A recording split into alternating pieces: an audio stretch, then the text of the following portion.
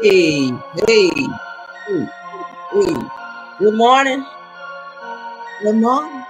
How you doing? Happy Tuesday. Hey, hey, hey, hey, hey, hey. Good morning. How y'all doing? How y'all doing? How y'all doing? Thank y'all for being patiently waiting over here for me while I get my stuff together. Let me get this turned up. See, Chef is live too. Sorry, Chef. Y'all know when we go live, when everybody try to go live at one time, it kind of pulls away from someone else's live. Sorry, Chef. I gotta get my live out, baby. I be trying to let people get their stuff out too, but let's get into the show. All right, how y'all doing? Let's go ahead and speak to everybody. I see my mods are up in here. Thank y'all for being here. Let's go back to the top so we can speak to everybody. I appreciate you all spending your morning with me this Tuesday. Let's get into it. I see Miss Pruitt is first. She said, Happy Tuesday, Caramel. Hi. My mom Rose is in the building. Good morning. I see Big Steak is here. Erica Rogers is here. Joyce Pick is here. Good morning, Erica Butler. Good morning, Verdi Tulu Taylor. Good morning, Denise Coleman. Deborah Banks. Good morning, Sheila Washington. Good morning, Darlene Mungum. Is Cookie Doors in the building. Good morning. Good morning. I see my other mom, Scorpion Miss is in the building. Good morning, Sunny Days. That's a content creator. You guys check her out. Who else is here? Let's keep scrolling. Henry Lee is in the building. Alicia Stout is here. Good morning. Say good morning, beautiful people. Good morning. Good morning. All right, who else? Who else? Who else? Miss Honeybee. I see Miss Honeybee is in the building. She says, hey, y'all. What's up? Good morning. Good morning, Miss Mary. Good morning, Ronnie.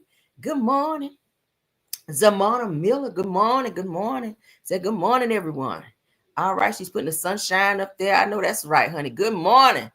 Deborah Johnson, good morning. Nikki B, good morning. Carla Banzant, good morning. One Castor, good morning. Who else? Miss Bernadette, good morning. Good morning. Sylvia Blow says, good morning, Rail. Good morning. Good morning, Mary Jacobs. Good morning, love. Good morning, Sheila Rumpf. Chevelle Carter, good morning. Say good morning, everyone. Good morning. Nikki B, I see you again. Good morning. Simple Mom Family TV. That's a content creator. You guys check her out and support all the content creators that I just named. You guys support them, okay? I do vouch for them. Love them down. All right. Says Porter T, please, and is okay.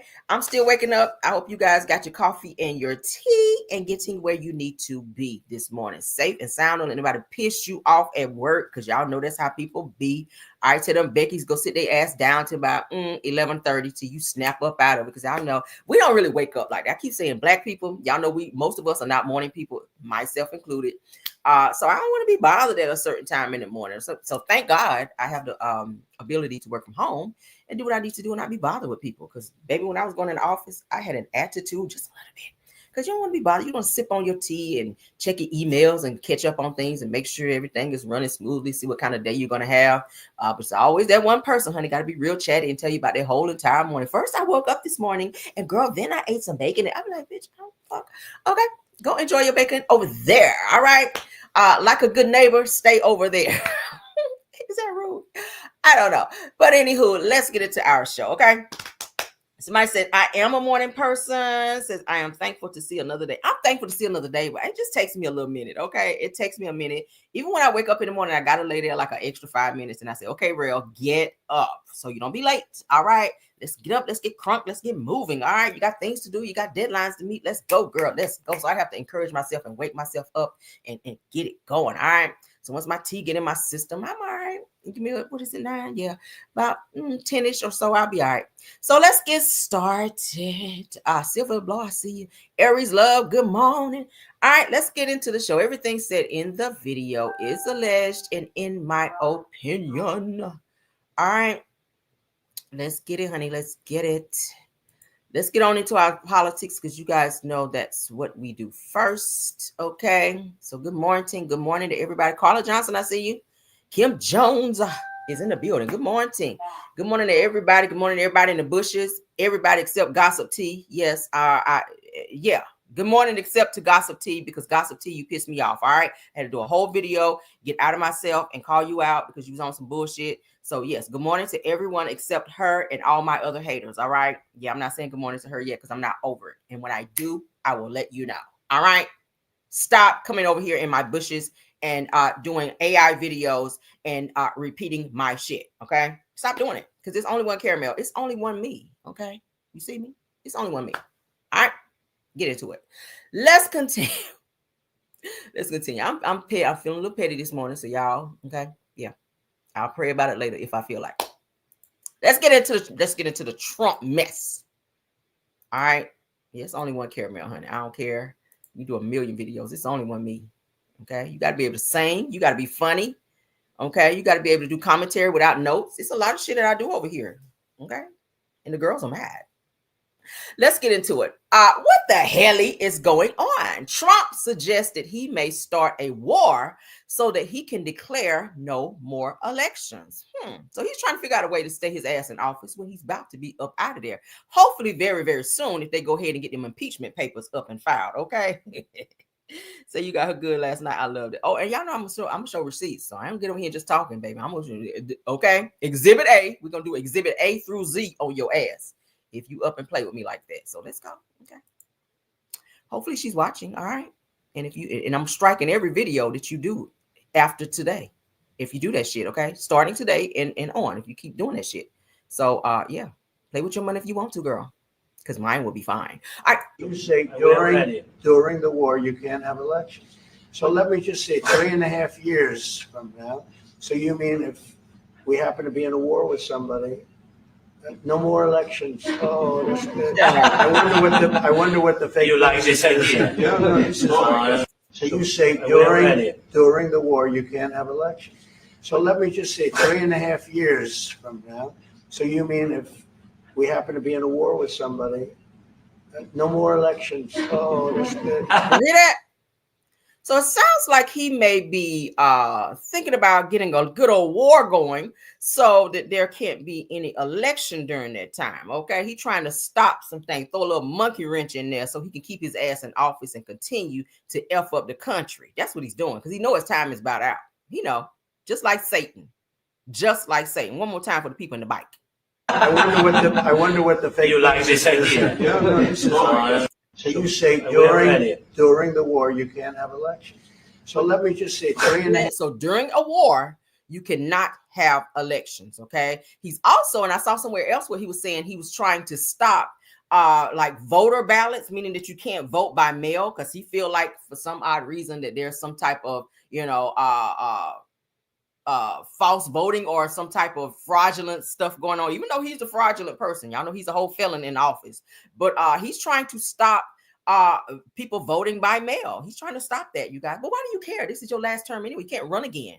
He's trying to figure out how to run and or stay in office, run a third time and stay in office. Let's continue. 3.5 years from now.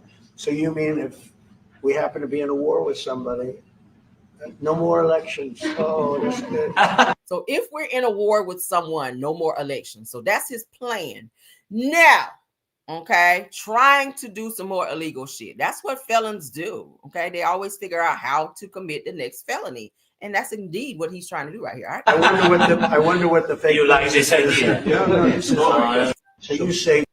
Let me get him off my screen, child, because he is, oof, Lord have mercy. Now, somebody who checked his ass, we haven't seen from her because she moved out of the country once he took office, all right? Rosie O'Donnell. Let's get on into Rosie, honey. Rosie up and read his ass down and told his damn business, and I was here for it.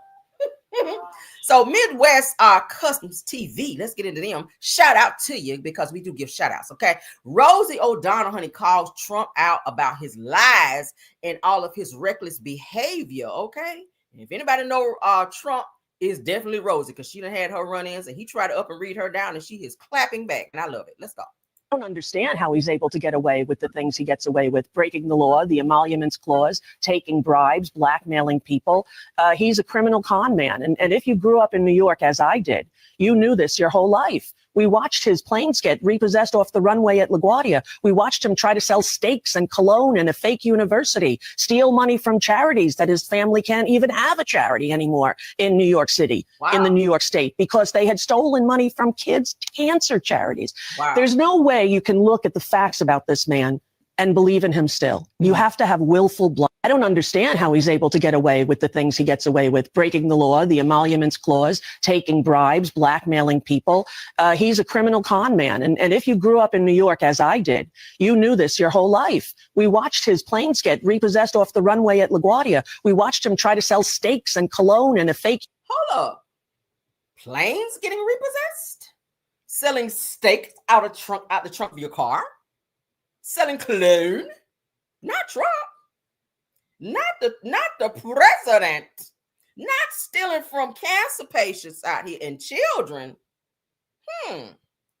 University, steal money from charities that his family can't even have a charity anymore. Your family can't have no more charities because your ass been out here up and stealing from people with cancer. Ain't that something? Or in New York City, in the New York State, because they had stolen money from kids' cancer charities.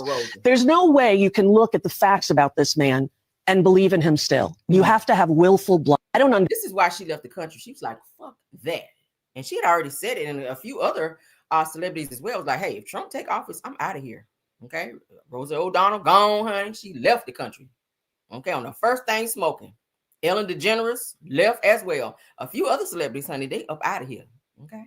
Now, I said in a powerful and fiery clip, it said that Rosie O'Donnell passionately calls out Donald Trump for his long history of legal and ethical violations. Child, everything about him is a violation. Said that she questions how he continues to get away with breaking laws, from the emoluments clause to taking bribes and blackmailing others. Now, Rosie recalls her own experiences growing up in New York, witnessing Trump's reckless behavior firsthand. Planes repossessed at LaGuardia, said that failed business ventures like selling steaks and cologne, and the infamous fake university, not a fake university, girl, said that she also highlights the troubling history of stolen charity funds, including money meant for kids with cancer. With the Trump family's charities were, when the Trump family charities were accused of misappropriating funds, child. Now, Rosie's words cut deep, emphasizing that anyone who still believes in Trump's innocence must be willfully blind to the facts. All right, said that her message is clear, and said that the truth about Trump's corrupt past is undeniable and accountability is overdue. What y'all think? Damn, that's a lot. That's some stuff I didn't even know about. Did y'all know about all that? Somebody said not surprising at all. Sunny days. Child, it's not surprising, but I'm just like, damn, I didn't know all that. Now, we knew he was a fuck nigga out here, but I ain't know he was, to go to the depths of hell like that. Damn, stealing from kids with cancer. That it don't get no lower than that. It really don't. But then again, when the motherfucker said, I don't ask women permission to touch them. I just grab them by the wop down there. I was like, well, damn. What kind of person are you? Let's continue, child, because it's giving that a Texas representative, Miss Nicole Collier, honey, is held prisoner, according to her, in the state house because she refused to sign a permission slip. Did y'all hear that? Let's go and pull that up, child. I saw that. I said, I'm not held prisoner, girl, against your will. That's a whole crime. That's called kidnapping. Kidnapping, girl, you know how long you go to prison for kidnapping? OMG. Now, Texas Democratic legislator stuck in a state capitol after Texas GOP requires police surveillance as condition for release. Honey, let her tell it. Let's get into Michael Bazin on this one, honey. Let's go. Today, a quorum was established in the Texas House so that they could continue to do, the business of the House. Once that quorum was restored, the Speaker made an announcement and said that any Democrat who had denied quorum would only be allowed to leave the building if they signed a permission slip agreeing to be under the custody and control of DPS.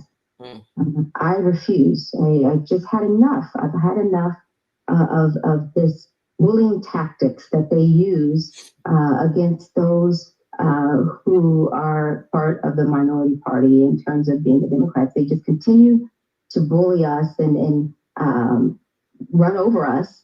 And this is just more of their exercise of power and authority over our ability to challenge them. I mean, I just had enough. I said, why would I agree to this? Why do I have to continue to be subject to their control? And so I've had enough, just like the American people have had enough of the Trump takeover and the harmful policies that they've passed in Congress. I'm not going to be part of that process that gives him more reinforcement to harm my community and my people. This is day a quorum was established in the Texas House so that they could continue to do, the business of the House.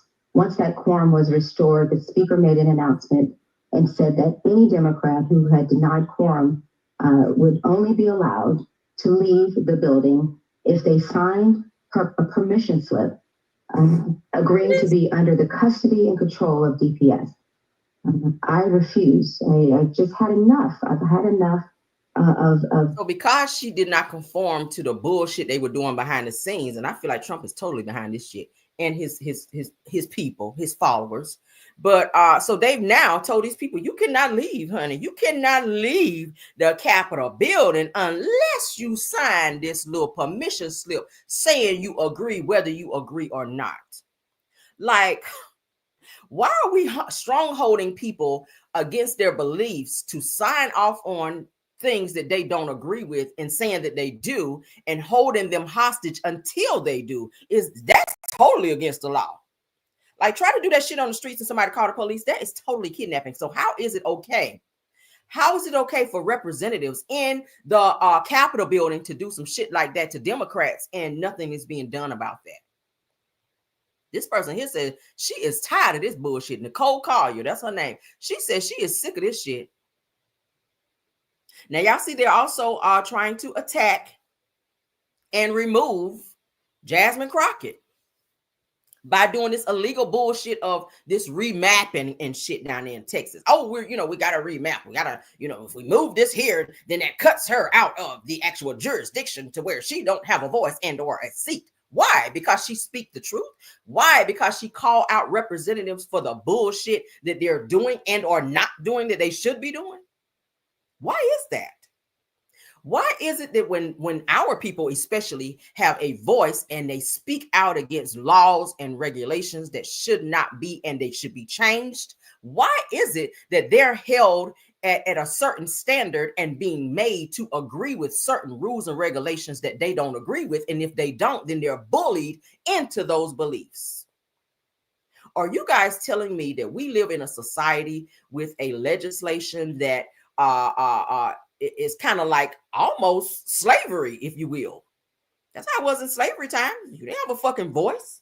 You couldn't think how you wanted to or believe what you wanted to. Those slaves back in the day had to sneak and read and educate themselves and act dumb when white people and the master came around so that they would not be punished and or unalived for being too smart. That's why I say, Black people, I don't understand why you don't get all the education that you can get. It is so essential to be educated. You know why? Because there was a once upon a time, like they say, honey, in the book.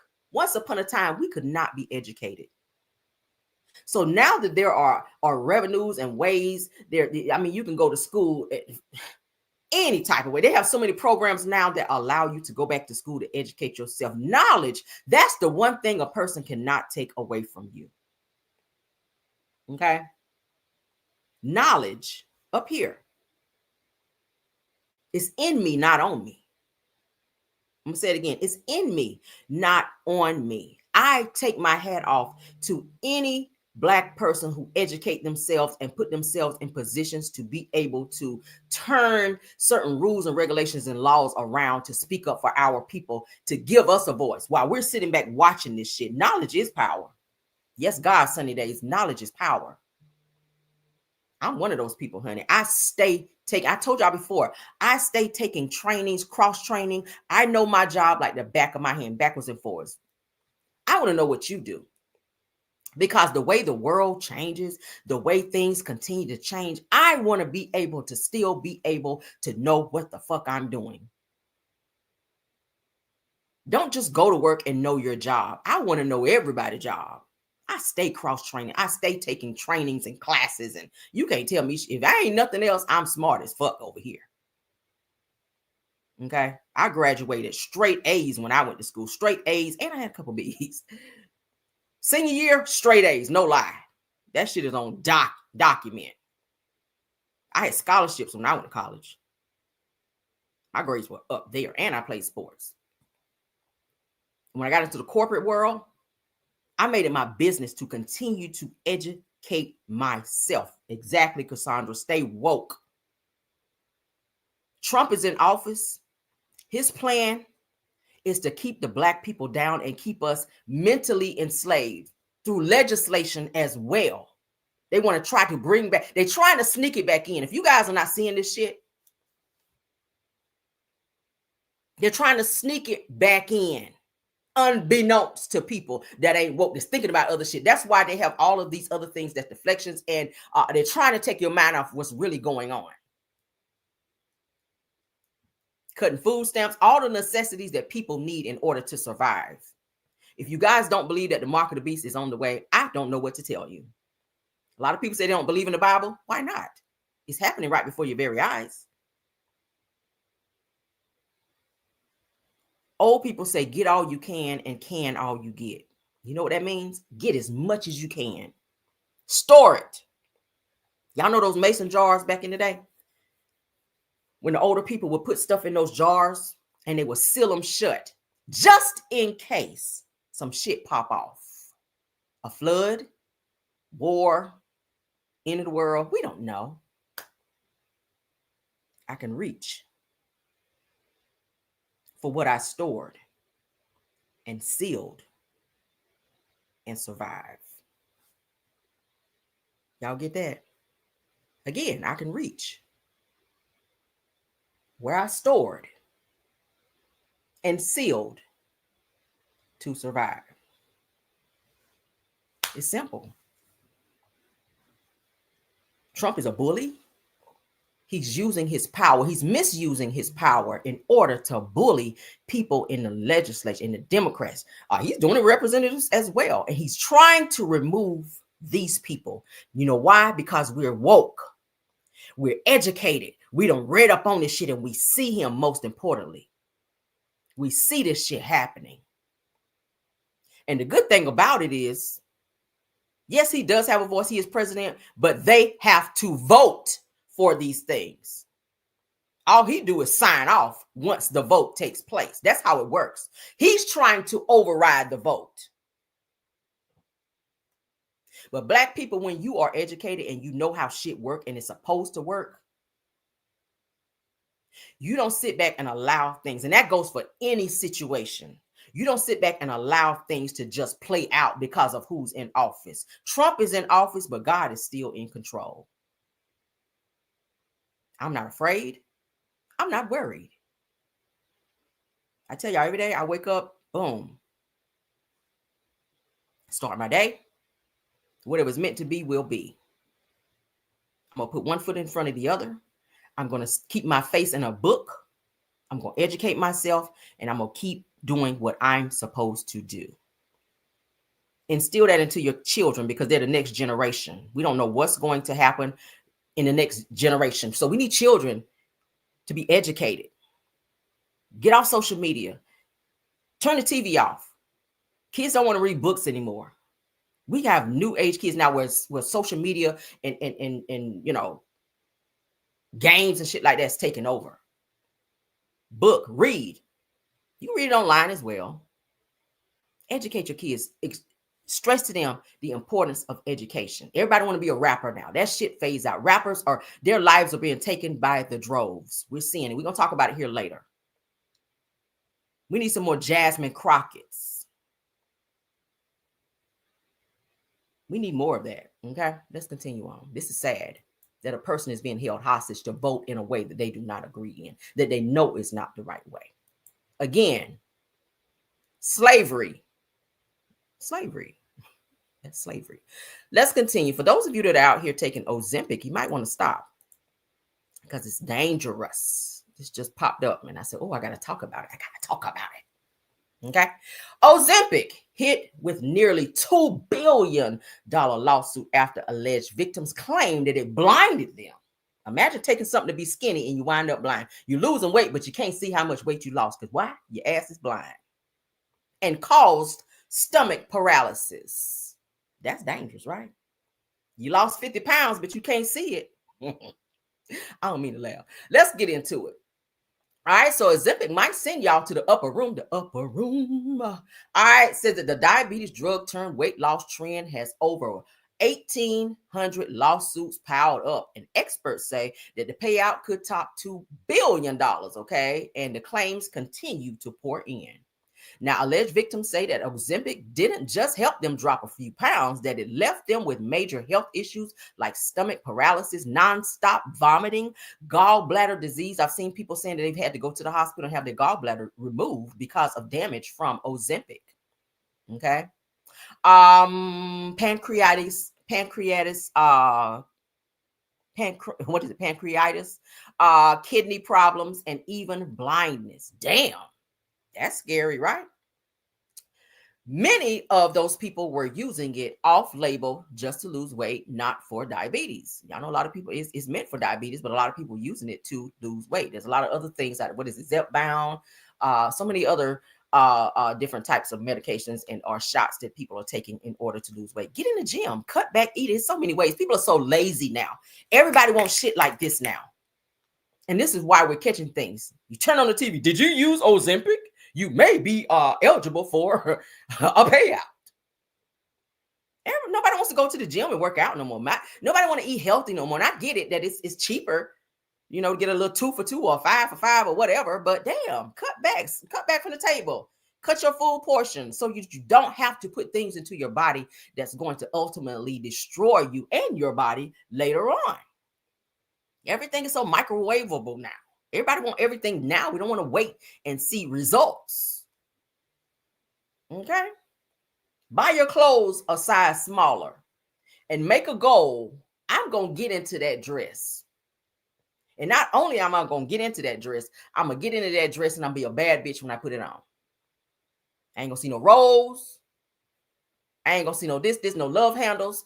I ain't going to work towards getting into this dress. If you're a size 16, buy 14, buy 12. Push yourself. Make a goal. People don't want to do that now. Yo, I can take this Ozempic child in about 30 days, girl. I'm going to get that dress on. In about 40 days, you ain't going to be able to see the fucking dress because you're going to be blind. All right. So the first lawsuit dropped in August of 2023 after a woman said that Ozempic caused her, gastroparalysis. All right. And vision loss. And the receipts are piling up. Now, a 2023 JAMA internal medicine study linked GLP-1 drugs like Ozempic to higher risk of gastroparesis. I don't know if I said that right. Now, eye doctors are also flagging a rise in, NAION, a type of vision loss, okay, among users. Now, the FDA's own database is packed with thousands of complaints about stomach and eye complications. All right. Stomach paralysis, that sounds very, very dangerous. Imagine eating something and you don't feel full because you have stomach paralysis. That's dangerous. Let's stop putting all these things into our bodies, you guys, unless we absolutely have to. I keep telling you guys, even if a doctor prescribes something to you, go online. Everything is Googleable now. Go online, pull it up, educate yourself on what this drug is, the side effects. Everything has a side effect now. Okay. Everything. I'm always flipping shit over and reading it. I want to know what I'm putting into my body from food, medications, whatever. You have to do that now because they're sliding things through the CDA, sliding shit through, letting it get through, and they don't give a fuck. The money is in the cure. Okay. I'm going to say it again. The money is in the cure. They're making things and testing lab rats and shit and still passing it through. You guys will be surprised. A lot of the things that's being done to fast food. I saw a video where, and I know I'm kind of getting off the beaten path a little bit, but I got to talk about this. The shit that they do to fast food. That's why I stopped eating that shit. I used to like a Whopper. I was a Whopper type of girl. I don't eat that shit no more. I'll eat at home. I like salads. I can eat salad every day. I love eating health. I love it. You can do salad so many ways. I ate salad yesterday. Good salad too. Y'all better stop eating this shit. McDonald's especially. If you let your kids eat McDonald's every day, or if you're eating it every day, no. We did a list the other day. And I showed you guys all these fast food restaurants, Taco Bell, Wendy's. Sodium in that shit is high as hell anyway. So you're creating other medical situations for yourself that you probably didn't have prior to eating it. Okay? Everything is full of salt and sugar. Think about how much sodium is in a burger. Think about what's in your burger. Let's get into, McDonald's? They have like this stuff look like paste where they put it on this huge table Okay. The person had the paste all up and down their arms while they're rolling it up. I said, well, shit, you got arm hair in the fucking nuggets. Because I'm a germaphobe anyway. I was like, why you got the stuff all down here? You got the gloves on. Thank you for the gloves. But you got your shit all down here in your elbows and all that when you're doing this here on the table. Then they run it through this thing and they flatten it out good. Then they add in all these look like paste and you know, all kinds of shit. Powders and paste and all that stuff for nuggets. Now, this is just chicken nuggets. Then they roll it through this thing, they flatten it down, and then put it on a little thing that cut them into these little circular things that they call chicken nuggets that we give our children. And then they put this cute little piece upon it or over it. Okay, it looked like chicken, but they put this little stuff, this little crunchy shit over it when they cutting it up. Because, you know, nuggets are supposed to be crunchy. So they got, you know, it's a visual. They got to give you the visual. I said, I know damn well this ain't what chicken nuggets is. And my mind went back to, I used to eat McDonald's years ago. I probably haven't had McDonald's in, oh my God, I can't even tell you the last time. Because I don't eat that shit. This is what's being put into our bodies. And then we're wondering why. The older we get, that certain ailments are on us now. We have to watch what we're putting into our body. I want to live to be 100 if I can. But a lot of this stuff that they're putting into our foods, I said it before too, you might want to start growing some things in your yard. Okay. I started some little stuff growing in my yard, some cucumbers and stuff. I'm not even a gardener. But looking at some of the things that's going on, I got some tomatoes planted, some cucumbers. I love watermelon. I planted some of that. Let's see how that work out. Some squash. Yeah. I think I got some okra out there too. I'm just planting things just to see what happens. If they come in great, I'll eat it too. But we have to watch what we're putting into our bodies. Ozempic, this was a huge thing when it first came out. Everybody wanted Ozempic. Okay. Now look at all these fucking lawsuits. All these lawsuits coming out where people are coming out blind, vomiting, gallbladder issues. I mean, damn, kidney issues. You really can't survive without a kidney if you're having kidney problems. Who wants to be on dialysis because of Ozempic? Like, let's stop putting shit into our bodies unless you do proper research. Okay. Seriously. All right, let's move on to the next topic. All right, so parents, we have to lead by example. This particular woman here, I don't know what the hell she was thinking by putting a pow into her son's book bag. Parents, seriously. Now, a Florida mother, I don't know what's in the water in Florida. Nothing to get somebody in my chat that's from Florida. We ain't talking about y'all. We talking about the crazy people in Florida. All right. So a Florida woman faces charges after her husband discovers a pow in their backpack and alerts the teacher. Okay.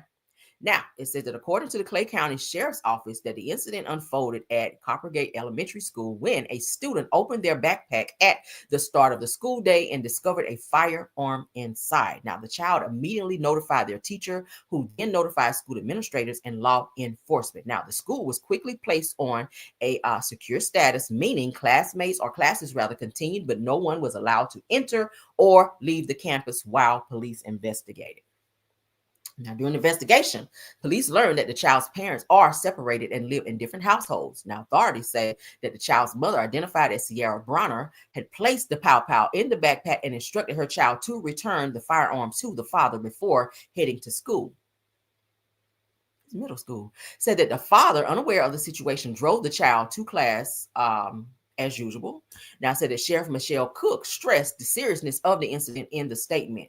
Says that it's crucial that parents know that their children are bringing or what their children are bringing to school before they leave home. Said to look in their backpacks, ask questions, and have conversations on what's appropriate to bring to school. Now, in this specific case, this was a poor decision and could have ended in tragedy, especially if it was loaded. Thank God. Says, I'm grateful for our partnership with Clay County District Schools and applaud our school resource deputies and detectives for their work to keep our students safe.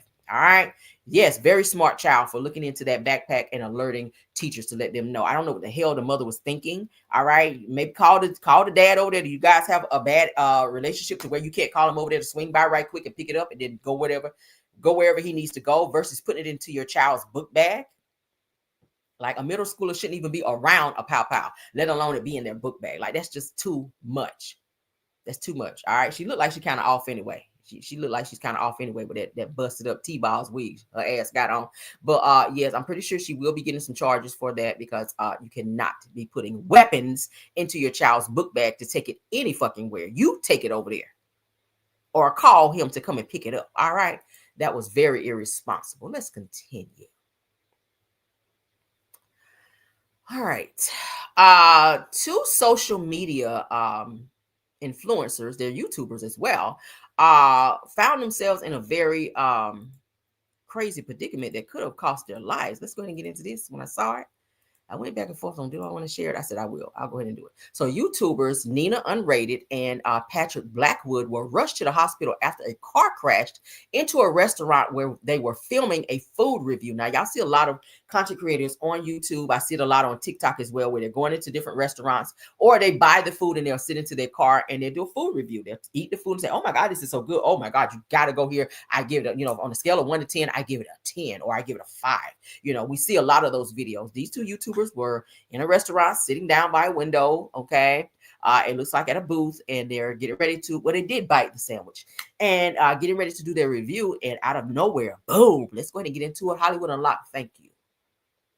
Let's go. Boom. Mm.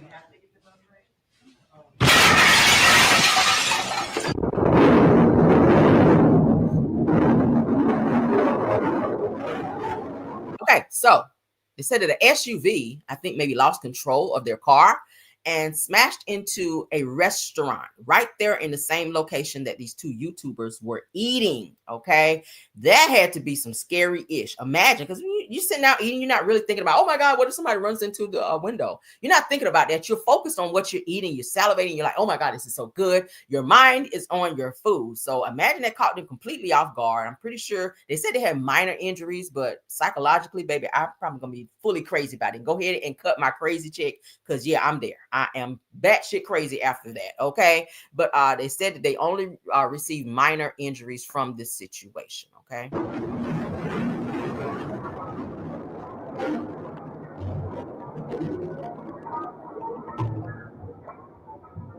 As you can see, everybody behind them is like, oh my God, what is going on?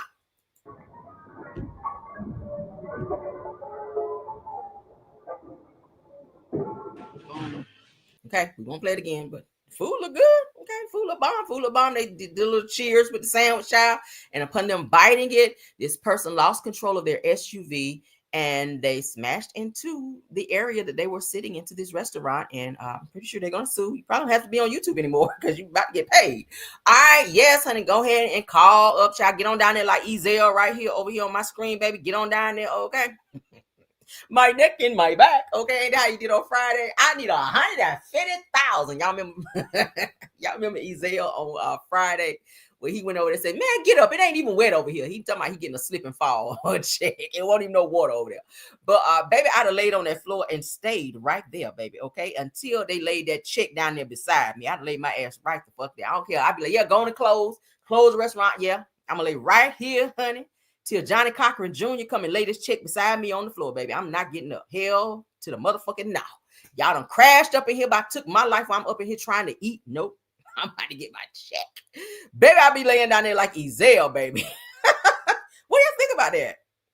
What do y'all think about that? They had to be rushed to the hospital, though. So, yeah, baby. And two, let me say this. Y'all know how accident is. I've been in an accident before. If you've ever been into an accident, most of the time, if you get injured, you don't really feel it immediately, okay? You don't really feel it immediately. You might feel fine now. In a couple of days, you'll be like, oh my God, like my neck, or oh my God, like my side is killing me, or my leg. Like you just never, or my back, tense up, you can have whiplash or something. The way they came barreling up and through there, baby, you don't know what kind of injuries you have. So don't be chalking it up and say, oh, it's just minor. You don't know it's minor now, right? I'm just saying, don't call Ben Crump. I see y'all putting it there. Do not call Ben Crump because, baby, you ain't getting shit. Y'all, this case about to go on for the next 10 years if y'all call Ben Crump, okay? We still ain't heard shit about the Shanquilla case, okay? We ain't heard shit about it. He over there eating oysters and crabs, over there cracking crabs over there. So, yeah, this him over there. He ain't thought nothing else about that damn Shanquilla case. He ain't thought nothing else about it. But, so y'all get y'all money, honey. All right, get y'all money. And it's on video. So I'm glad that you guys were filming this when it happened. So y'all got a little video evidence, okay? So, y'all go ahead and sue and get y'all money, honey. Y'all ain't gonna have to be doing no more videos on YouTube behind that. So look at the Lord. Look at the Lord. And y'all live through it. Maybe that's the Lord working through you. Yes, it is. Let's move on. All right, so imagine being in this situation. Continuing on, baller alert, thank you. Now, it says that he worked his entire life to own his home, then lost it over a $5,000 water bill. Who got a water bill that high? Said that he didn't even know existed, okay? Child, imagine losing your home over a $5,000 water bill. Mr. Fillmore Brown's story is heartbreaking, but all too real. Said that he's the kind of guy who knocked out his mortgage by working 7 days a week. He didn't even have a life. Now, it said that he bought his Brooklyn home in 1996 and celebrate paying it off in 2019. But here's the twist. It said a seemingly small $5,000 water bill, one he claims he never even knew he owed, triggered a chain of events that cost him his home. That's sad, y'all. Oh my God. Now they said, how did this happen? Now they said that the city sold that unpaid bill to an investor trust, a practice meant to collect debts faster. Says that once the bill was transferred, it vanished from the city's billing system. So even when Brown continued paying thousands towards his bill over the years, that the outstanding debt never appeared in his statements. Then in the middle of the night, said the contractors outfitted with court papers drilled through his front door. His home had been auctioned off. Y'all hear that? Damn. Said that Brown says that he never received the notices. Said that the trust maintained that they sent multiple. All right. He might be able to fight this in court. Said the court filing shows someone at the property was served in November of 2020. They got to find out who this person was. Now it says, but Brown says that no one living in his top floor apartment had gotten them. Says that now he's fighting back with a legal team and a growing coalition of Brooklyn lawmakers demanding accountability and reform all over a fucking water bill. Okay, whoever's bill is that high, there's definitely got to be a leak somewhere. Because damn, what kind of house you staying in? You got to be in a $7 million mansion or something, child, where y'all just running water like nothing with a good old lawn system. That lawn better look real nice over there with a $5,000 water bill. That is high as hell. Okay, damn. So he is fighting this in court, and whoever was served or whoever they said that they served, child, they need to find out who this person is. So they ask him to come to court too and figure out how all of these slip ups and happen in this situation to put him in a predicament to where he don't even have a home after he's paid his home off. Damn. Paid his house off in 2019. 2020, they drilling through the door to come and serve him, talking about your house been auctioned off. That's some sad shit. I know he gagging, honey. I know he throwing up. I know he's mad, punching the air, all of the above. I hope that he figures this situation out and he's able to get his home back. That has to be heartbreaking to work 7 days a week, honey, to try to pay your bills off only to get behind. All right. Damn. And lose your home. That's so sad. Jesus. Prayers up for him. Prayers up for him, child. All right, so y'all know who this person is, honey. Petey Pablo. Y'all remember Petey Pablo?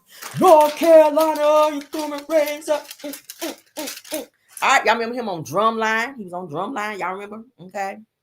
He's up there on Drumline. Well, Petey Pablo is facing some medical situations, you guys. They're saying prayers up for him. They're saying that Petey Pablo, they're saying he's in better spirits, but he is requesting that the prayer warriors, honey, continue to pray for him. Now, he has spoken up by saying, he said, nah, man, says that not even, he said that I'm not going to entertain the curveballs the devil tries to throw at you in the game. He said that you know how the saying goes, that minor setbacks for a major comeback. Come on, Lord. Said that I appreciate all of the prayers and best wishes. Says I really do.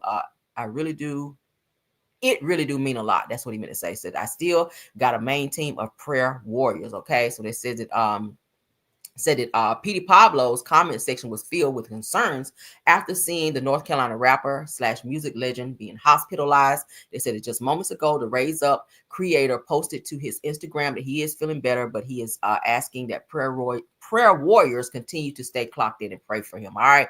It said that health is well. Said that we've lost far too many of our icons this year alone. We have. Said that we all have our day. Said that when it's your time, that it's your time. But I don't think any of us can take the loss of Petey Pablo's magnitude. I like Petey Pablo. All right. Petey Pablo is that dude. I still like the song North Carolina, little crunk song. All right. So he's asking for, they didn't say what was wrong with him, but they did say that he was in the hospital with a few medical situations going on. But he does say he got some prayer warriors, and the child, let's get some more prayer warriors. It can't never get too much prayer. All right, can never get too much prayer. So prayers up for Petey Pablo. I don't want to see no more celebrities pass. Like, I am still like feeling a way about Malcolm Jamal Warner. Like, for real, y'all. We have lost a lot of great celebrities this year. Malcolm Jamal Warner, low key was, and high key, low and high key, was very much so surprising and shocking when I heard that shit. Because you hear about celebrities passing away all the time, and a lot of times it be lies. And then you got to go on there and Google and be like, yes, this person passed away, and they still out here, child, moving and kicking, and ain't shit wrong with them. But in that situation with Malcolm Jamal Warner, baby, when I saw that and I kept seeing it come across my timeline, I said, oh my God. All right, sad situation. So Petey Pablo, baby, whatever's going on with you, prayers up that, baby, you come up out of it okay. All right. I don't want to see no more celebrities dying this year. I think we've lost enough. Roberta Flack, honey, I'm child. Lord have mercy. Don't get me started. All right. How Malcolm Jamal Warner gone and Trump still here? Come on, Lord. All right. How, I'm saying it again. How Malcolm Jamal Warner and Roberta Flack gone and Trump still here? How did that work out? I don't know. I need to tighten up on my prayer life. All right, let's get Monique, child. Comedian Monique recalls defending Shannon Sharpe during a comedy show, rather. All right, says, don't you boo my bro. Child, we booing him. Yeah, boo. We booing your ass too, Monique. Don't be coming in trying to cap and clap for him, because we still mad at you a little bit too. Yes, we are. We are still mad at you too. So I'm coming up in here trying to take up for Shannon Sharpe, because he out here busting down these little young ass Beckys, skipping over the black woman out here to be with these Beckys, and they done ran through his damn wallet. What's in your wallet? Not a damn thing. And your ass got fired. So yeah, no, we don't give a damn about Shannon Sharpe no more. We have taken his card, okay? And we're about to take yours. You just got your card back, Monique. Sit your ass down somewhere, all right? Sit your 3 biscuit eating ass down and stop focusing on Shannon and focus on your own come up, okay? Some people keep asking me how I feel about Shannon Sharpe. That's my brother, and I love him. That's how I feel. That's it. And let me say this to y'all. Be careful in your judgments. Be careful in your ridicule. Be careful in your statements, because we've all not walked the perfect line. We've all had mistakes. We've all taken a fall. We've all had to get up and get to going again. So that is my brother, and I love my brother, and I know what it feels like to be thrown away. I know what it feels like for Do your brother know he's a brother? Because he don't act like it, okay? people to quit on you and give up on you. That won't be me. Shannon Sharpe, that's Shay. Hey, baby, we love him. I know I was doing a show in one city one night, and somebody said his name, and I heard this woman in the crowd. She was like, boo, and put her thumbs down. I said, bitch, no, you won't do that. No, you will not do that. No, ma'am. Whatever you feeling about my brother, if it ain't, people keep asking me how I feel about Shannon Sharpe. If you ain't their thumbs down, they could put their thumbs down. They would probably put their thumbs down for you if it was that Netflix special that you were doing. Because I sure had my thumbs down. I was trying to figure out how to turn my toes down, too. You have toes down and thumbs down, bitch. Because that Netflix special you did was trash. It was. Did y'all see it? Monique. That's supposed to be her comeback. After you fighting Netflix and everything, they finally like, okay, bitch, here, we're giving you a show. Get up there. Got your ass up there and bonked out. I was like, bah, bah. I had to give her the buzzer. She sounds so damn bad up there. I said, why are you cussing every other word? You don't have no jokes. You got no content. The shit was dry. Okay? Dry as Wanda's cornbread, bitch. I said, the fuck are you doing up here, girl? How you fighting Netflix, suing them, calling them out every time your ass go live? And they finally break down and give you a Netflix special, and this is what the people get. That shit was so trash. Baby, that shit was trash with that wet stuff at the bottom. That type of trash. Y'all know that's some nasty trash. Loud and dry. Thank you, Scorpion. Shit was horrible.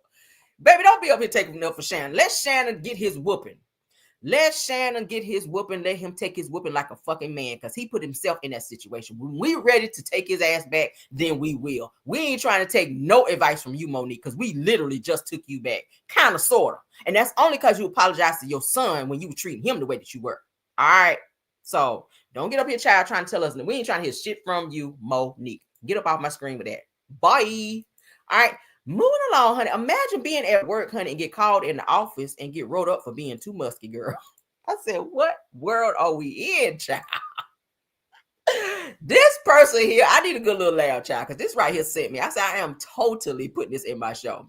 All right, so Ralph Street Juice. This dude said that he got written up at work for being too musky, Lord. How you, child? How you musky early in the morning? That means you ain't getting in the shower.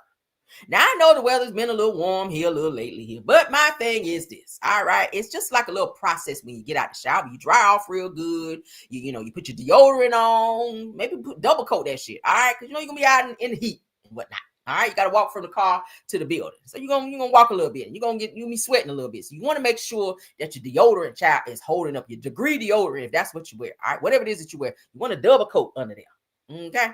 Put some in the crack of your ass, too, if you need to. All right, all that. This fool here got rolled up in the office, baby, for being too musky. All right, and them be always want to run up to you and talking to you, want to give you a little side hug at work. Arms be flaming. Okay, so he got rolled up for his arms flaming at work. Let's get into it, child. I said, baby, what the hell? Why I just got written up at work today? They gonna bring me in the office talking about something. You don't be watching the weather channel. It's 95 degrees. Like you ain't getting on deodorant. I'm like, man, my bad. I forget I was rushing. My manager gonna say, now you know that's the weather that you gotta wear deodorant with a little bit of cancer in it. Them buddy goof may try gonna slide me a paper with the official statement. Due to personal hygienic negligence, being is unable to perform daily work activities. The f out of your bitch. I ain't even musty all the way yet.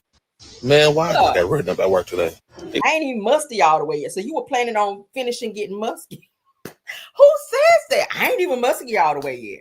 Okay, that's like somebody telling you go wash your ass. I ain't even funky all the way yet. You know, I was 5 more minutes. I was planning on being a little more funky. Like, what the fuck? Bruh. Okay. It's only 95. Yes, it's 7 a.m. Tuesday and 95 degrees. You ain't got no job and no job ain't got me. Okay. Thank you, Glorilla. That's what your job told your ass. Roach your ass up. Okay. Coming to work funky Cone Medina at work. Your ass already like you chunky anyway, so you're gonna sweat anyway. So why the hell you walking around at work, walking back and forth to the break room, eating all damn day, funky as hell? Sit your ass down and do some work, and you want to be out here up and sweating and musky like that. How you come to work musky? One more time for the people in the bike. They gonna bring me in the office talking about something. You don't be watching the weather channel. It's 95 degrees. Like you ain't getting on deodorant. I'm like, man, my bad. I forget I was rushing. My manager gonna say, now you know that's the weather that you gotta wear deodorant with a little bit of cancer in it. Them buddy goof may try gonna slide me a paper with the official statement.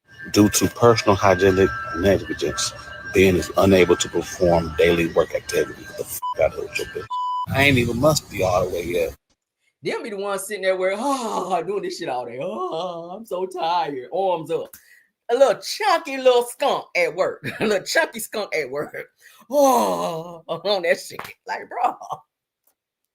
Okay, no. All right, damn. Ooh, child. I ain't even musky all the way yet. I ain't never heard anybody say that. Sit your funky ass down. All right, let's get into this person here. Let's get serious, all right? Let's get serious. All right, let's get to the next topic. If a person say you they ain't funky all the way yet, abort me. Don't even talk to that person, okay?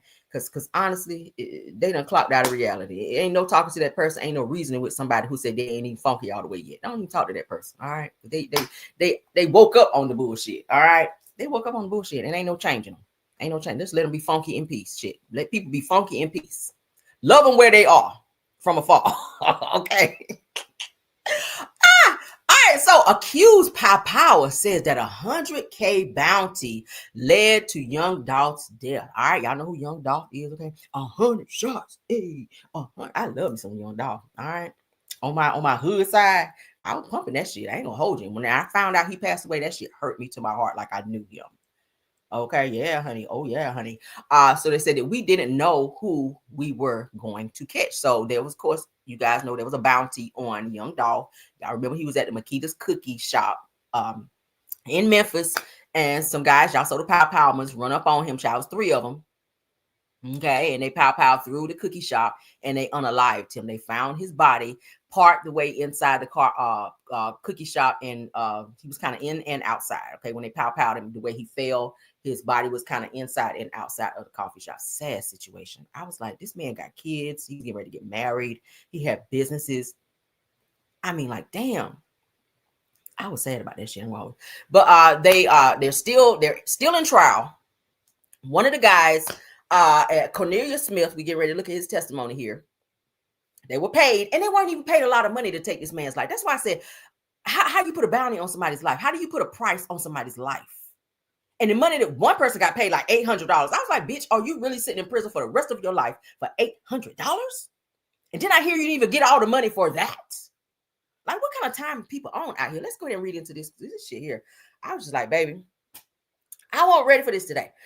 Now, in the second trial over the unaliving of Memphis rapper Young Dolph, co-defendant Cornelius Smith testified that he and his accomplice acted after hearing about a $100,000 hit allegedly placed by Anthony Big Juke, who is no longer with us. All right, okay, no longer with us. That's Yo Gotti's brother.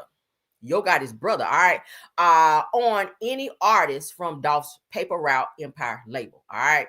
Now, said that Smith admitted that they were simply looking for somebody tied to the label and didn't know who we were going to catch until they spotted Young Dolph's car and followed him to Makita's homemade butter cookies where he was fatally pow. All right. So that was premeditated. I saw the video where Young Dolph stopped down the street from Makita's at a gas station to get some gas.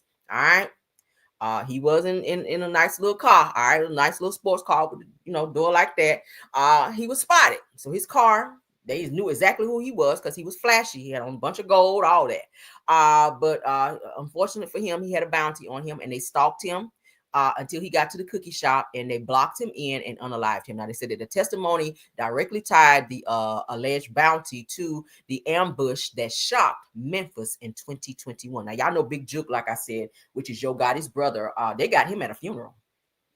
He was at a funeral, all right, out at the burial site, honey. And some boys rolled up and, okay. That's that street life. Rest in peace, Young Dolph. That shit made me so sad, man. That made me sad. Let's go ahead and get into these testimonies. That made me so mad. Now, y'all know they already sentenced Justin Johnson. All right. He already got life, and they gave the nigga 35 more years. I said, well, damn. How you get life in 35 more years? Like, life was good enough. I mean, I don't know. Weird. But it's like, damn, if you come back from that shit, you still got 30 more to serve. So good for his ass. Okay. Good for you, because Justin Johnson, let me go ahead and do some history, because I know this shit right here like the back of my hand. Justin Johnson was a friend of, there's pictures of Justin Johnson and Young Dolph in pictures together because they were homeboys. That's why you got to watch your friends, honey. Keep your friends close and your enemies closer. That is a true statement. This motherfucker was friends with Young Dolph and turned on him for $800, and you still didn't get all of that. Stupid motherfucker. Now you sitting in prison for life and 35 more years when you finish life. Dumbass. Let's go ahead and get into that. Then we're going to get into the testimony. We're going to get on through this, child. All right, y'all. This story, more prison time for the man convicted of murdering. Before I do it, because I don't want to forget. Shout out to Action 5 News Memphis, okay? Because we gotta watch this so you guys will know what's happening next. Memphis rapper Young Dolph. That's right. Justin Johnson was found guilty last month in the 2021 murder. Today, to an additional 35 years was added on top of his life sentence. Action News 5's Imani Williams was in court today when the judge made this sentence. She joins us now in studio to break it all down. Imani? Well, there are 3 counts Justin Johnson was found guilty of: conspiracy to commit first-degree murder, and being a convicted felon in the possession of a firearm. Well, let me break this down for you. Johnson was already sentenced to life for the first-degree murder count. Today, Shelby County Criminal Court Judge Jennifer Mitchell sentenced Johnson on the other 2 counts. 35 years for the conspiracy to commit first-degree murder count and 15 years for the convicted felon in the possession of a firearm count. Those 2 sentences will run concurrently, so that means at the same time, but will start after the life sentence. Johnson's attorney said Johnson still maintains his innocence, and in this case, and he was disappointed in the outcome of today's sentencing hearing, but are ready for the next steps, like their motion for a new trial. Ain't gonna be no new trial. We intend to litigate issues related to the trial that we believe rendered it unfair, and we'll be asking for him to be granted the new trial. New trial, nigga, you in the video. They about to make me mad now. How you want a new trial? How you appealing when you in the video? Clear ass video, nigga. When you ran up on this man and took his life. You are in a video taking someone's life. You lucky they didn't give your ass the chair. People get on my nerves with this. Like, still no accountability. You still fighting for why? And I know it's for what. What you fighting for when you in a video? We don't prevail at that point, we'll move this fight up to the Court of Criminal Appeals. Now, Paul Hagerman, the prosecutor in this case, argued during the hearing that Johnson had a history of violent and dangerous crimes, was a leader in this crime, and was a great risk to the community. There are also co-defendants in this case. Here where those cases stand and what is next for that tonight at 6. Live in studio, Imani Williams, Action News 5. Thank you, Imani. You a danger to society. You were the leader in this situation. You orchestrated this mess. But you want a new trial? Boy, if you don't sit down. Sit down. All right, so let's get into the testimony. Thank you, Channel 5 News, honey. All right, so let's get into this. Gospel of the City. Okay, I searched and I wanted to get the one that had the most. All right, so these 3 fools coming up on my screen, y'all about to see, were involved in taking young Dolph's life. We get ready to look at some testimony here, and then we're going to move along. All right, Cornelius Smith, this is the person where my mouse is moving. This is the person that's getting ready to testify in this case. All right. He is on trial today. Justin Johnson, who is in the middle, he's already been tried. This person here, I think he has to be tried as well. All right. So they chopping him down, baby, chopping him down. So they said the man who worked for Yo Gotti's brother, Big Juke, and handled the hits on young Dolph and his PRE artist is on trial for his role in masterminding the unaliving of young Dolph. Said that one of the convicted powers, Cornelius Smith, turned state evidence and testified about the incident. This nigga was singing like a mass choir. You hear me? He tried to get that less time, but yeah, I'm pretty sure he already took a plea deal. I'm pretty sure he did, but he gonna still get a lot of time. But the nigga was singing when I tell you on the homies. Okay, he was singing on the homies. Let's get into it. And our court reporter, could you spell your first and last name? CORNELIUS-SMITH. And if it's okay, can I call you Cornelius? Yes, ma'am. All right, Cornelius. You know an individual by the name of Hernandez Gobin? Yes, ma'am. Do you see that individual in the courtroom? Yes, ma'am. Could you point to that individual and describe what he or she was wearing? Man, right here with the white shirt on, black tie, bald head. And I asked if the record reflects that the witness has identified the defendant. Record so reflects that the witness has identified the defendant. And how long have you known Mr. Gobin? I met him in 21, like mid-21, something like that. Mid-21, so. Like, yeah, like in the middle of 21. When you met him, under what circumstances were you meeting him? I met him through an individual named Bobby, buy pills at the time. I was just buying pills from him. And would that be Bobby Carter? Yes, ma'am. And you were buying pills from Mr. Gobin? Yes, ma'am. And what kind of pills were you buying from Mr. Gobin? Ecstasy and sometimes Percocet pills, oxycodone. Would you say, why were you buying pills from him? Because I popped pills. I was popping pills at the time. Okay. That was my drug of choice, pills. Did you have a particular reason why you were popping pills? I had a lot of stress going on or whatever. And it was on and off thing anyway, but then I was just back on. Was there a particular incident that caused you to start? I had lost my son in 2020, March of 2020, and I just went back on. You had been on them before? Yes, man, I had been on them before. And he at some point stopped? Stopped. And after your son got killed, that stopped back on. And that's through that course you got to know Mr. Gobin? Yes, ma'am. Where would you meet Mr. Gobin? At first, Bobby started going to get the pills from him, and then, one particular day, Bobby ain't want to go, so, I went and got something from him myself. Okay, and where was that at? At his home, on Bradley Street, I believe. So that, How did you know this where he was? Because I used to be right across the street at Barber House, you know what I'm saying, from his house. When, so you've always gone to Bob's house? Yeah, I used to hang out with Barber. Like, I used to hang out with Barber on that, like. So let's go back to mid-summer or so, however you say it, of 2021, when you first came into contact with Mr. Govan. At what point did the situation change from you, or did it change from you buying pills from him to something else? Like, I guess after a couple runs of going to buy pills on my own from him, you know, he started asking me, I want to make some money. You know, he knew why I get some money. I'm like, yeah. Did you want some money? Yeah, because sometimes I go to him and ask, can I get a couple pills on credit? So, you know, that was when he like, you want to make some money? I'm like, yeah. And why did you need money? Were you working at the time? Yeah, nah, not really. I wasn't just working like that. I couldn't just keep a job with a pill habit like that.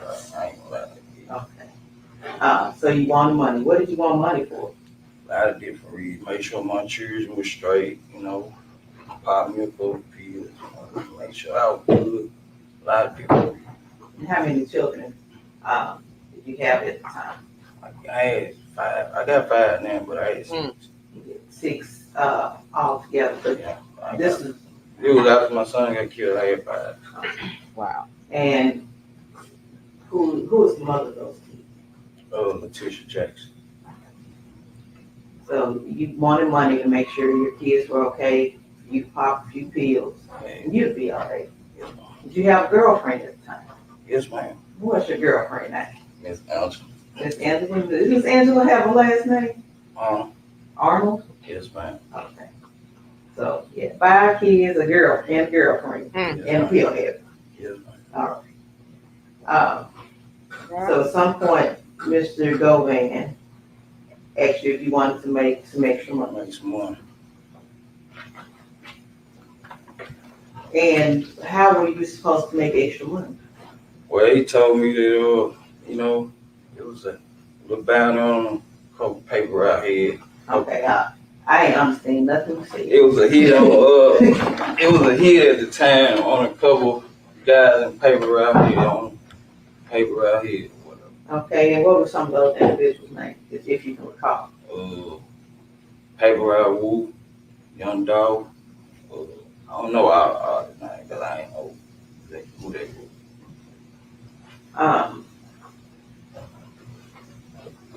At what point did he mention the actual bounties, as you say?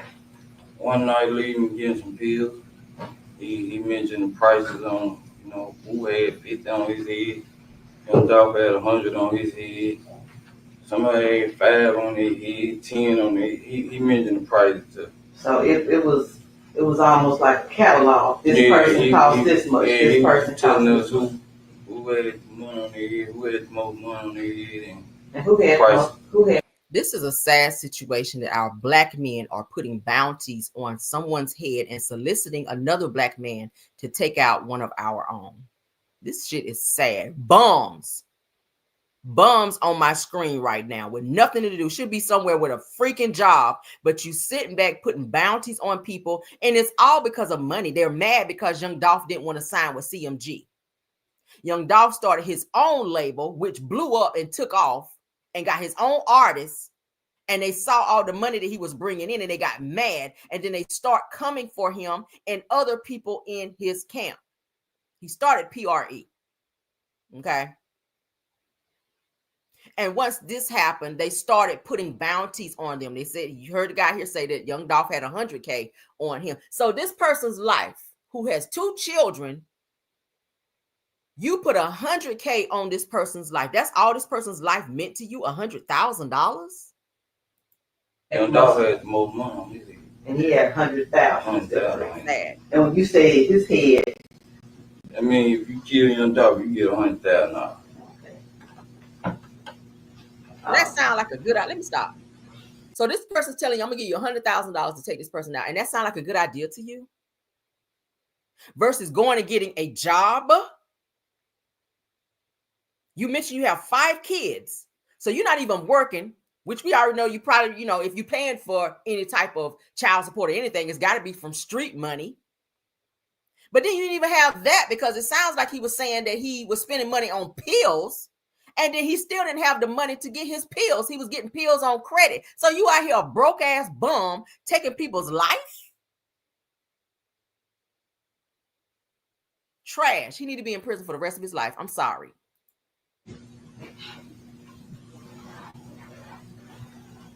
At some point, you will testify that about the shooting of young Dolph. Is that correct? Yes, ma'am. Prior to that, were you involved in any other shootings? Well, one day, Mr. Govan had provided me with a gun, and he told us that paper RHOA was at home one day. So as we approached the house, with me, Bobby, Jessica, and another guy, I don't know the other guy's name, Bobby dropped me off. I get out walking on foot. Paper RHOA coming out the house, and he had his gun in his hand at the time, and I was walking up the street. And me and him had a shootout or whatever, and the gun he provided me had jammed up. So, I had to duck and Bob and weed, and Bobby had got to me. We got in the car and went back to his house and reported what had happened to him. And he was glad I ain't get killed that day right there. But Bob was like, he wasn't messing with this stuff because he was believing what Jess and them told him about. We messed it up or whatever. And we didn't have our masks on and all this. So Bobby felt bad. Was there an incident with paper RHOA that you're aware of prior to the incident where you were involved? Nah, I don't know nothing else about no incident with paper RHOA. Just this shootout that I had with him, that's all I know about it. And he was saying that he was going. Who was he? Mr. Govan was saying he was going. Let me stop. Did you call him Mr. Govan? Nah, I called him Quick. That's what I knew. That was your nickname. Yeah, Quick. Would you feel more comfortable calling him Quick? Yeah, I called him Quick. Okay. Quick was saying that he was going he would pay by RHOA mama or whatever to find out where they be about, play up on the huddle, find out where, who and them be is, so we could. So he was using this guy right here sitting in court where my mouse is moving with the white shirt and the tie on, was going to get with some of the guys from PRE that they had a hit on to get close to their mother to find out where these boys hung out so that they could ultimately unalive them. These some trash ass individuals. Did y'all not just hear what he just said?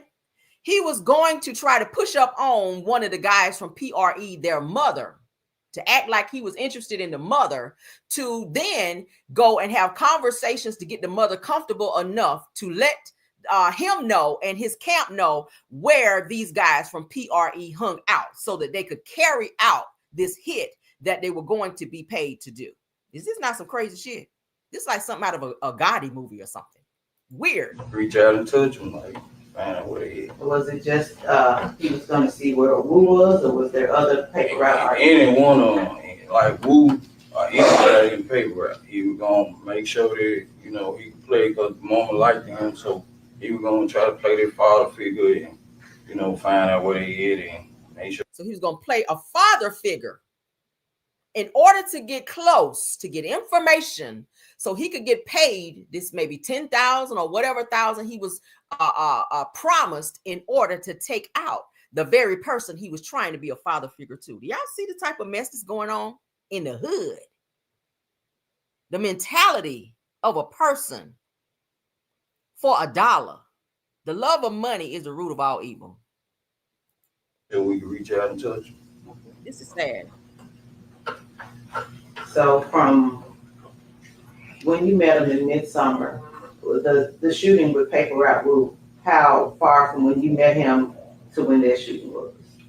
I just can't recall, but it wasn't long after I met him though. It was a couple of days, couple of weeks. I said a couple of weeks, probably about a month and a half or so. I can't be specific about it. I ain't gonna lie like that.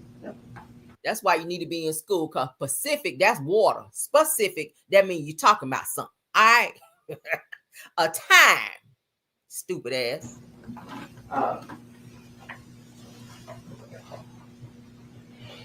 Need to be in school somewhere. Were you all looking for specific paper route Empire artists? Yeah, we were looking for whoever we could find.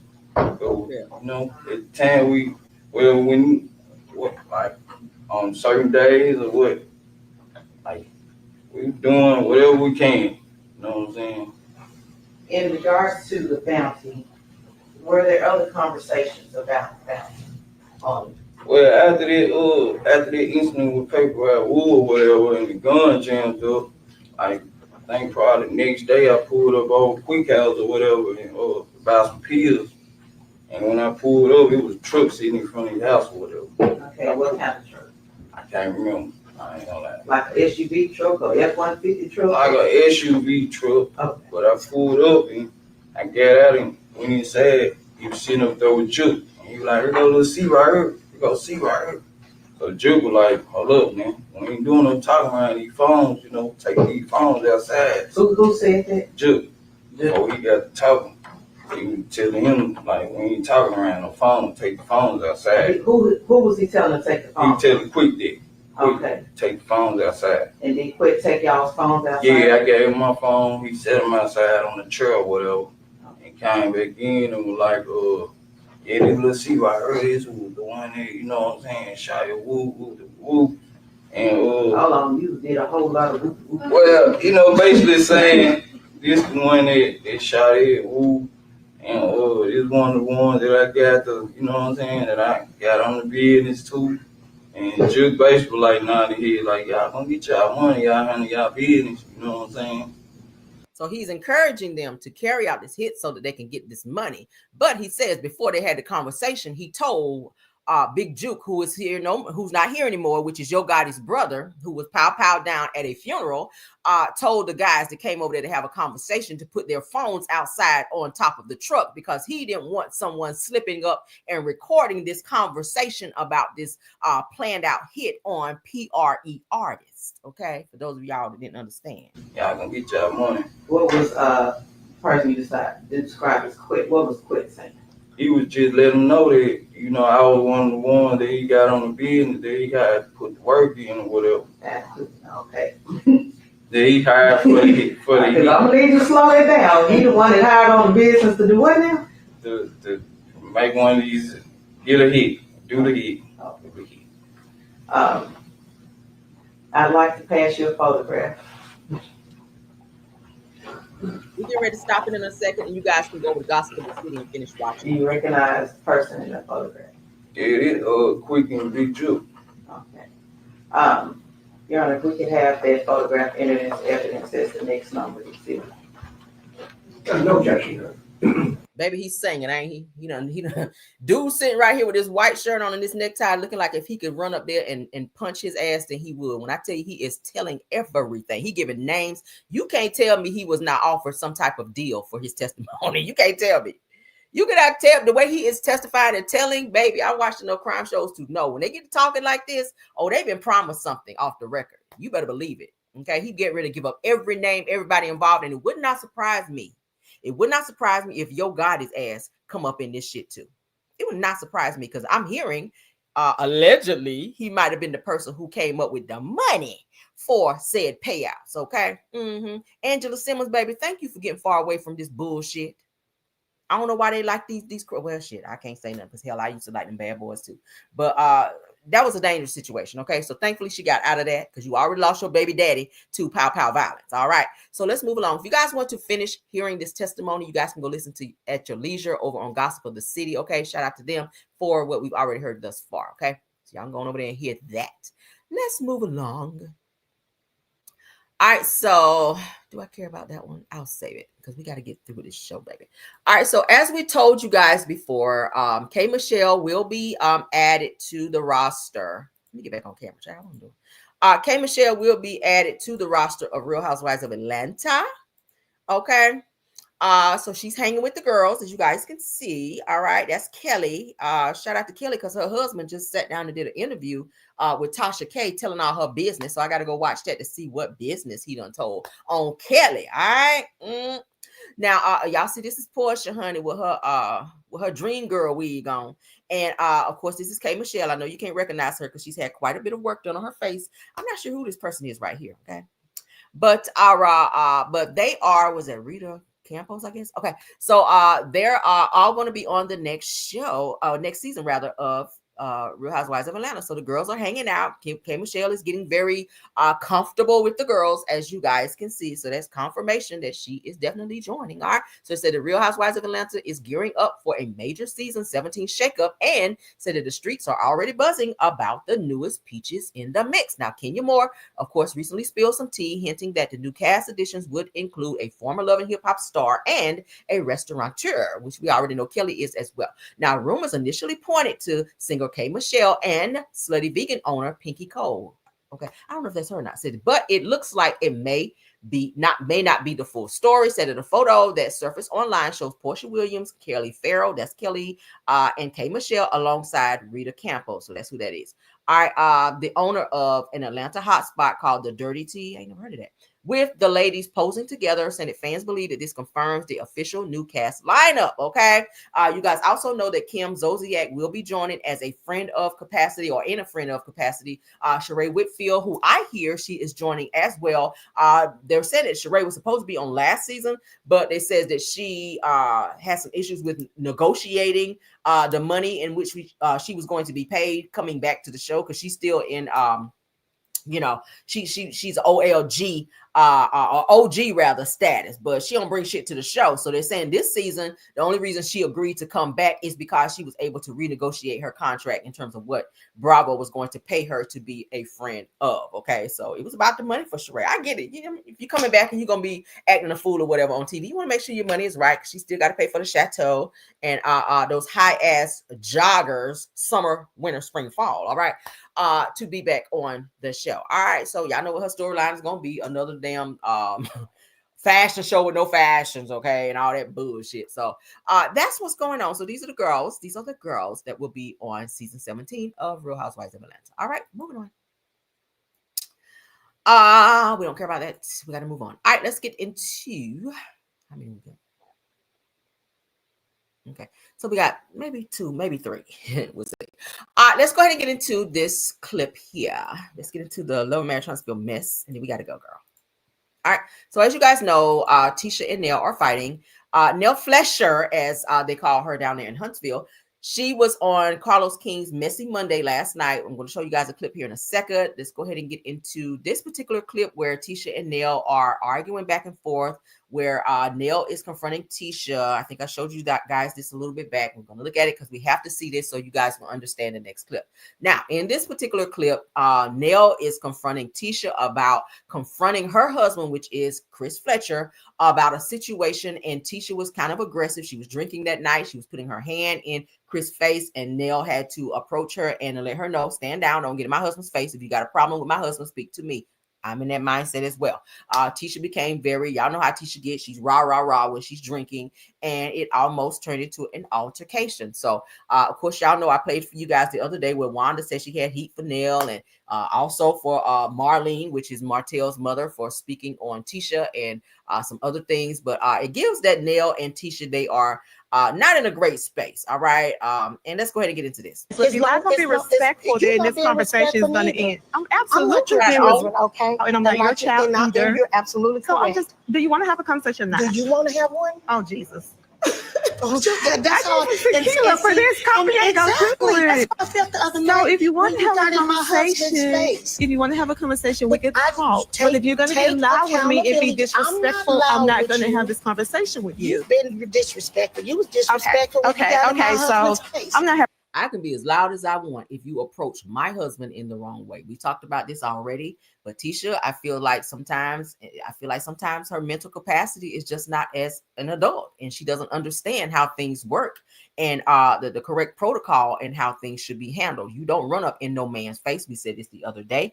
And if Nell decides to raise her voice because you acted out of character and you were doing too much in her husband's face, that's what she does. That's what she will do. And I don't see anything wrong with it. Tisha don't like to be checked. And the only person that she don't do that shit to is Marceau when he check her. And I feel like if he check her a little bit more, then she will understand. I don't think Tisha understands how things work. Okay. And it's very, very sad. Okay. You up here with all this damn hair.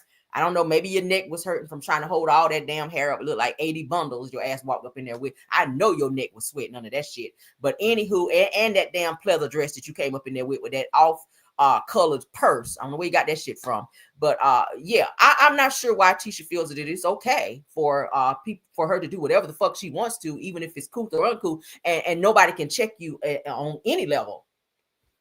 No matter what level you try to check her ass on, she ain't hearing it. But then she can bring up your shit. She can talk about you. She can do whatever she want to do. But as soon as you say something to her, it's just wrong. Oh, we're not gonna have this conversation if you don't get to dictate how I approach you when you're wrong, right?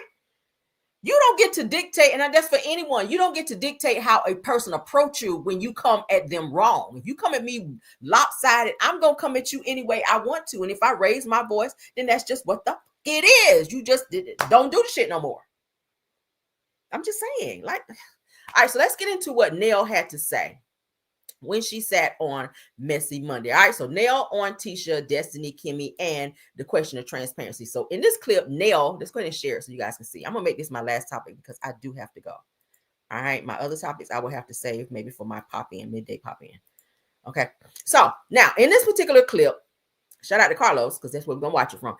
So Nell is talking about transparency. She doesn't feel that Destiny or Kimmy or Tisha has any transparency on the show, especially Destiny. Y'all know Destiny don't want to share anything. I'm not sure why they brought her back because all she is doing is promoting Martell's bullshit and all up in his business because she don't have a fucking storyline. They on this season line, and I done told y'all this is why the damn show is not doing as well in terms of ratings. They are struggling because they asses in line and they regurgitated and recycling all this bullshit that went down on social media that we already covered and that people already know about and or don't fucking care about no more. They're trying to turn it into a season and into a moment, and it's not landing.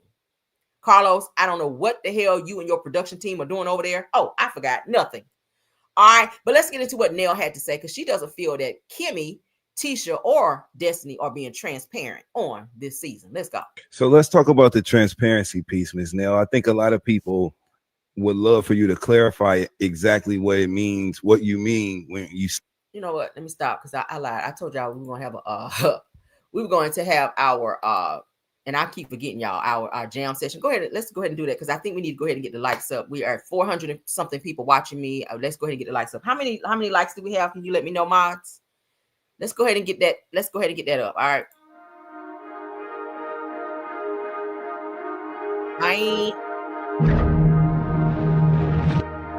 Got some new music. I got some new music for y'all. Let's go ahead and get that like. Hey, like, hey. Get that like.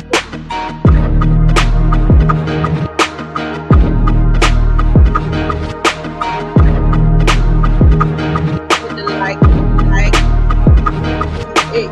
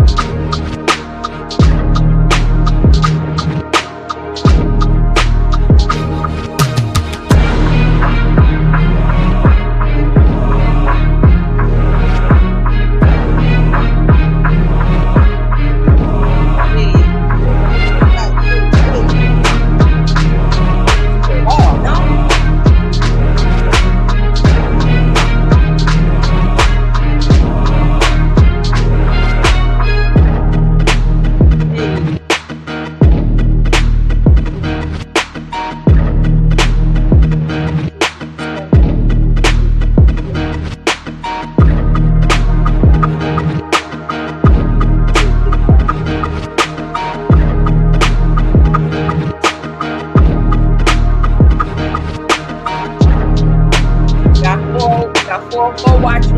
Like, guys, let's go up. Hey. Tap the like. Hey.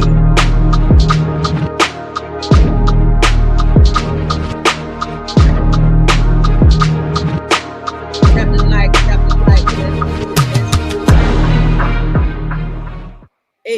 Hey, 269.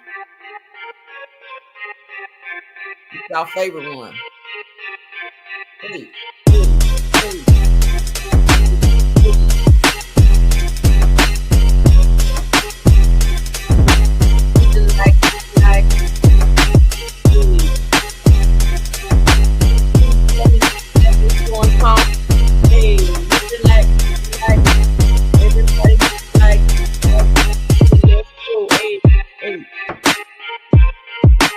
Get them up, let's get it. This is our last topic, guys. Let's put the lights up so we can get on out of here. Hey, let's go. Hey.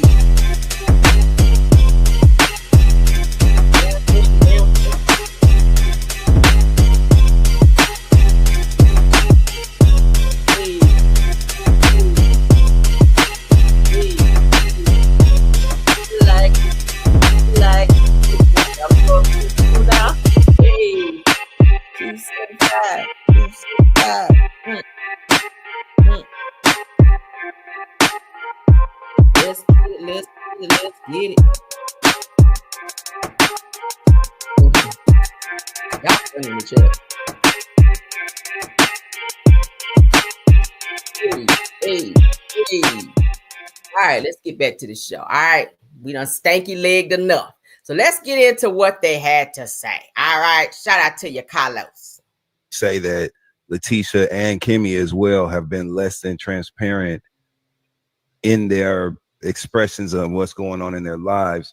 What is it that what areas or what things do you feel like they could be more transparent about? And in what ways could they be more transparent about those things? Okay, for Kimmy to make the statement, you think we don't want to talk about our husbands cheating? Hell, nobody does. I don't. But I'm not, if it's known and it's out there, of course, I'm not going to sit and lie. I'm not telling them to come front and center about something they say they don't know. Okay, I'm good. You don't have to. What I'm saying is, do not always come to me asking me about my family, what's going on in my family, my husband, my children, my grandchildren. It's always what, oh, hey, Nell, we heard this, or Nell, you knew about your grandbaby, or your husband did this. But then when it comes to your husband or your spouse, what you think? Or I'm not talking about that, or we're not talking about that. That's not being transparent. Stay the hell out of my business if your business is off of the table. Even Letitia said at the last episode, and I said, well, you're always talking about my family and my kids, and we do, and we will. Okay. Now we will. Then keep that shit across the board. Let's talk about your shit too. That's all I'm saying. Miss Nell, who do you feel like is the least transparent person on the cast? It would have to be Destiny or Kimmy for me. It between those two. Watch the full video. Ain't that weird? Because do y'all remember when Kimmy and I think Kimmy and Tisha and somebody else, I want to say might have been Mel, some seasons back, when Kimmy said that she feels that Destiny is the most the person who's the least transparent on the show, that she don't share nothing, that they be trying to pull stuff out of her and she don't say nothing. So now it's weird that now Nell is spinning the block and saying that Kimmy don't be sharing nothing, when Kimmy was really, really going in on Destiny. And no, I ain't taking up for Destiny because y'all know I'm really fool with her like that. But at the end of the day, it's so weird to me that seasons after now, of course, Destiny's name is still being thrown in the pile, but now Kimmy, who always says that she shares everything. I'm an open book with her country self. No, you're not an open book, because anytime somebody asks you something about your marriage or what's going on between you, and even with her cancer, I feel like she wasn't being as transparent as she should have been for her cancer situation. I feel like you would have been the greatest spokesperson for women going through that situation. And I don't feel like you use that platform to your capacity in order to help other women going through it at the time. I mean, it was so much so until people was like, girl, I feel like Kimmy lying about this whole cancer situation. I hope she would not ever do some shit like that. But it got to the point where people were like, we kind of feel like Kimmy was like lying a little bit, because we ain't see her ring the bell. I feel like she should have showed her journey more versus talking about her fucking libido and Maurice using the storyline of, oh, I ain't get to hump you out enough while you were going through cancer. Like, that shit was stupid. Okay. That shit was stupid. And even when people bring up infidelity and shit in Kimmy and Maurice's situation, Kimmy get upset. And then she kind of, go off the beaten path of, oh, I don't want to talk about that. And try to use all these big words to try to throw people off. I don't feel like Tisha is transparent enough either. If you're going to be on a reality show, you got to share your reality. People watch because they want to be in your fucking business. I'm just saying, if you don't want to share your business and your life, why are you on reality TV? Why? Because then you get mad when people dig the shit up. Like, just share it. Share. Okay? Share. If you ain't gonna share, get off the show. We've been saying that. And they said it when Marceau and Tisha went live, and they told him, if y'all ain't gonna share your life, get off the show. What Marceau want to do? Sit up there and cuss everybody out. When it's the truth. You can't sit up here and sit on your secrets and tell everybody else's. Like, they stayed in Mel and Martell shit. Tisha and Marceau talked about everybody's shit, mostly Mel and Martell's, including their marital issues. Infidelity issues, but as soon as they flipped it on we don't want to talk about it. We're not talking about it. We're not bringing our infidelity to the show. Why not? Why not? I blame you, Carlos, you and your production team. You know why? It's your responsibility to pull it out of them. Now this season, Tisha didn't want to talk about, me and Martho are going to therapy because we're having some marital issues. Well, you should. You should have been doing that shit season 1. I keep saying. And now you've lost the respect of the audience, and now we don't give a fuck no more. Catch me when I care. Okay? Catch me when I care. And when I don't care no more, you ain't got to try no more because I don't give a fuck. That's just how I feel. The audience don't care no more. You lost a lot of people since Melly left this bitch anyway. So being transparent is something that we don't really care about anymore. You can be as transparent as you want right now. It ain't gonna help them fucking ratings. You can tell everybody what color drawers you got on. They don't give a damn now. You know why? Because when they tried to care, you didn't want to share. That's on period. That's on period. If the girls over there on Real Housewives of Atlanta got to share their shit and cry, the ugly cry, snotting and carrying on, if Drew Sidora got to share the bullshit she going through with Ralph, why the hell y'all think y'all can sit on here and ain't got to share shit? Okay, over there on Bell Collective, if Latrice Rogers is sharing bruises where Ernie from Sesame Street, that nigga, she done married that old ass nigga looking like Ernie and Bert from Sesame Street. If she got to share her deep dark secrets, and all the other women on these damn shows, why did they get a pass? I don't understand it. I don't understand it. Kimmy, the only thing you shared was your mohawk. We didn't want to see that shit, but we saw it. We saw Maurice give you a mohawk. Fucked up your lineup and everything. And that's all you wanted to give us. So that makes you transparent? I hope not. I really hope not. Sad. Martell, you have nothing to be transparent about because you have nothing going on. You just there. You're a space filler on this show. Destiny, you have nothing going on. I hear that she ain't even over there selling shit on TikTok no more. She ain't got no product. Just sad. Just sad. Just sad. Just go ahead and can this damn show, Carlos. Just take the shit off the air. It ain't doing shit anyway. Y'all just making up shit as y'all go. And it's sad. It's really sad. All right. It really, really is. Nell and Chris, y'all need to wrap y'all shit up too. Because Chris, I don't think he's being as transparent as he need to be. The only place he's transparent is in them DMs on IG when he's trying to holler at the next bitch. All right, Nell, you walk around here, you might want to step on his foot with them eagle feet and let his ass know you sick of him playing in your damn face. All right. Rub one of them long ass toenails across his foot and let him know, bitch, stop fucking playing with me. Nah. But then again, Nell, then you up and take him from somebody else. So maybe that's your karma spinning the block. I don't know. Karma always got a tank full of gas when it's on your ass. Okay, y'all can use that if you want to. I'm gonna say it again. Karma gonna always have a tank full of gas when it's on your ass. Okay, people need to understand that. People need to understand that. Don't be getting mad when shit come back on you. And you want things to be, you know, you want to minimize that shit. You want it to be as less painful as it can be. Nah. Full tank of gas on your ass when that karma spin that block, okay? Because it might need to spin back around on your ass. Some people.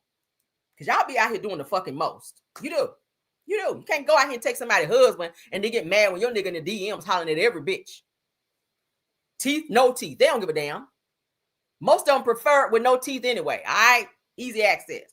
Let me get on camera for that. What I'm off camera for? Because I show my face over here. Damn it. Okay. Your husband over there getting slobbed down in the comments and whatnot. Nah, I'm sick of they. I'm so sick of their ass. Y'all know Nell got them long ass toenails. That's why I say she got them eagle feet. How you got bunions, corns, and long toenails? That shit don't go together. Fuck, you got a combo on your feet.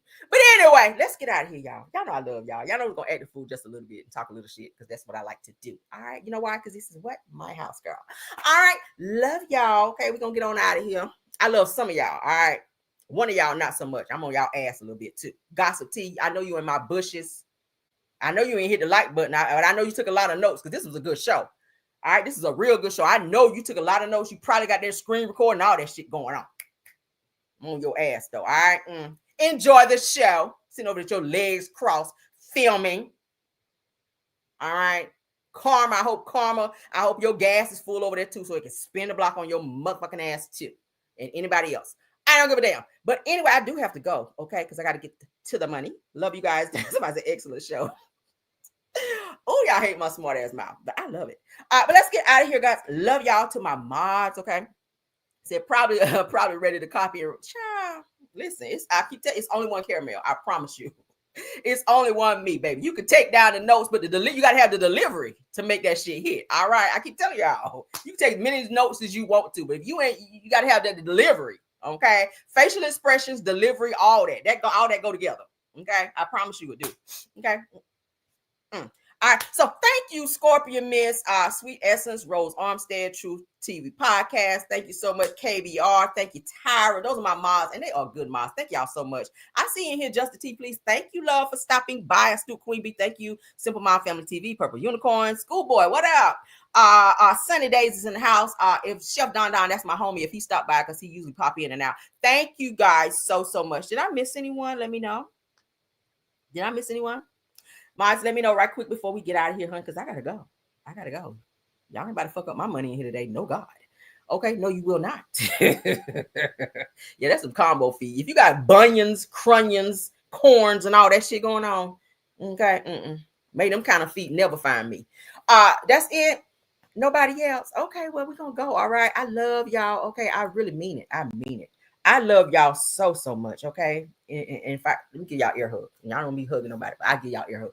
I love y'all, okay? Enjoy your day on purpose. It is Tuesday. I will see you guys for our midday pop-in, okay? Until the next video, honey. Bye! Like for me. Join the channel if you like, all right? Bye!